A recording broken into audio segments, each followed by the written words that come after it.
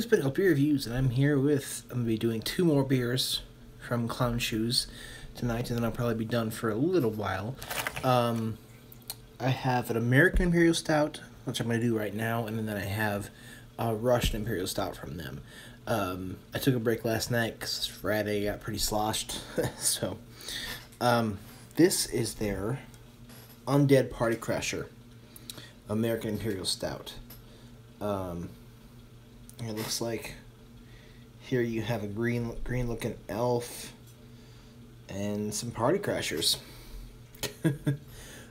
This beer gets 4.15 out of 5 on Beer Advocate. Okay, I'm going to read the thing here. In a world full of uncertainty, hardship, and people trying to hold us back, do we need the undead and trademark attorneys too? Clown Shoes says no. Die monsters die. Forces of Darkness brought about change in the name of this beer, which was released to celebrate our 2nd anniversary, but it still sports signature dark malts, holy water, and malt smoked locally with hickory and oak. Hickory and ash. Not oak. So it looks to me that we have dark malts and smoked, like smoky malts. So we'll see what this one's like. I'm very interested to see what this will be like. Every beer I've had from Clown Shoes, all the ones I've been doing recently, have been just home runs.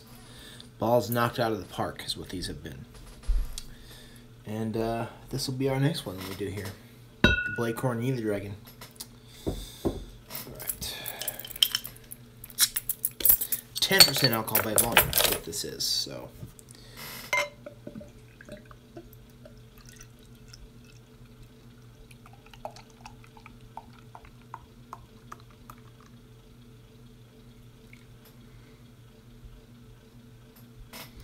Nothing on the bottom. And I think I forgot to say about on Friday, the review of the Archdruid, there was a big dark cake stuff at the bottom of that bottle, which made that beer all the more flavorful. So look at this beautiful thing. With that, the beard, the head didn't get too big, about a finger of brown head. The body is very, very, very dark. Can't see through it. Let's go ahead and get a smell. Whew.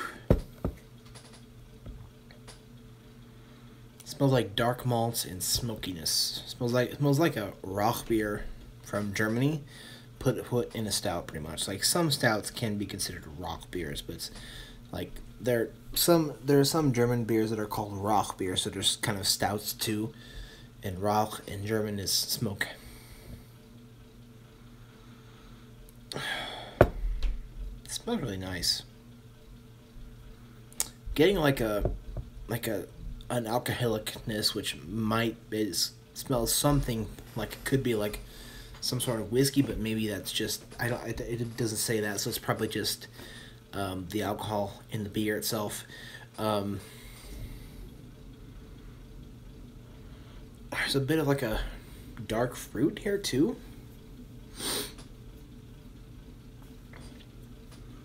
And the malts, the smoky. This is there too. So let's go ahead and take a taste here.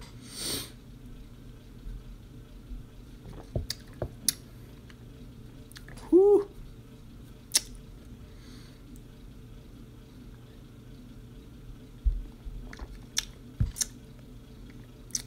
Whoa.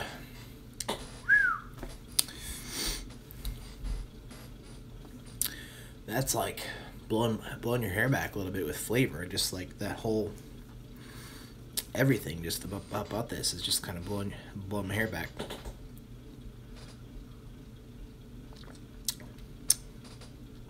Wow. Just like how full this is, how just this is. Damn. All right, I'll start to try to give this to you in some sort of some sort of way.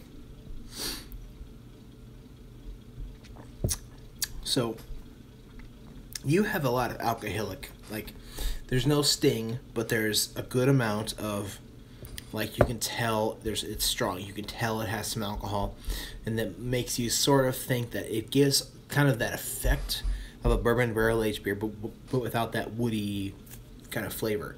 So that's kind of there, and it makes it all the more stronger, all the more flavorful too.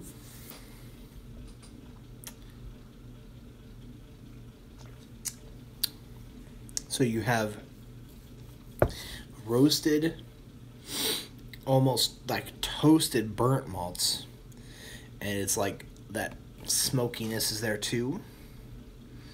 So it's just really like roasted and smoky.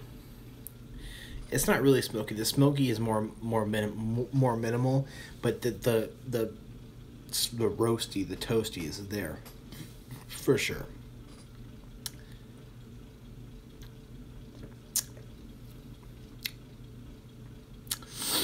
It's a little bit of chocolate.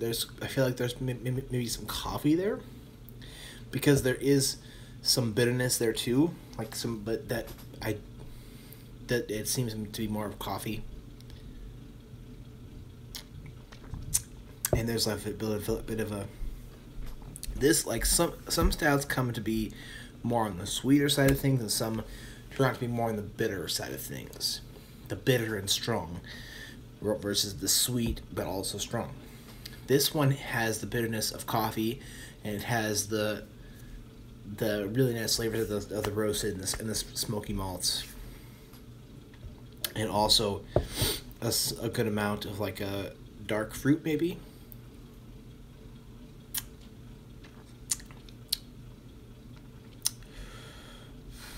Man, the aftertaste on this is really of that combination of that coffee and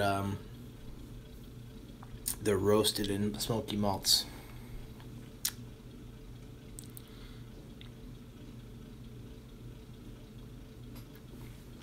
The coffee isn't big here, but you have the roasted and the smoky malts along with that little bit of coffee, which kind of gives you this really nice bitter stout like aftertaste.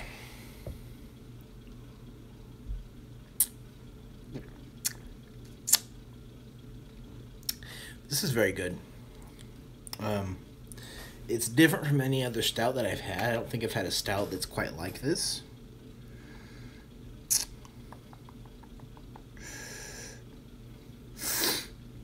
But it's just a very, very dark, malty, but also somewhat bitter beer. I'm loving this. I think that this beer is very, very, very, very good, very, very tasty. So I'll go ahead and do a mouthfeel and then give it a rating.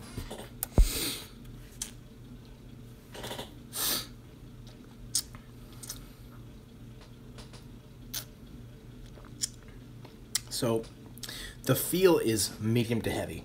It does have a good amount of body. This is no crushable, like really, really drinkable beer. This is no Miller. It has a lot of body, a lot of character. This is kind of a sipper. You can take some gulps, but it's mostly a sipper. It's sticky, and that aftertaste is very big. It's very, very big.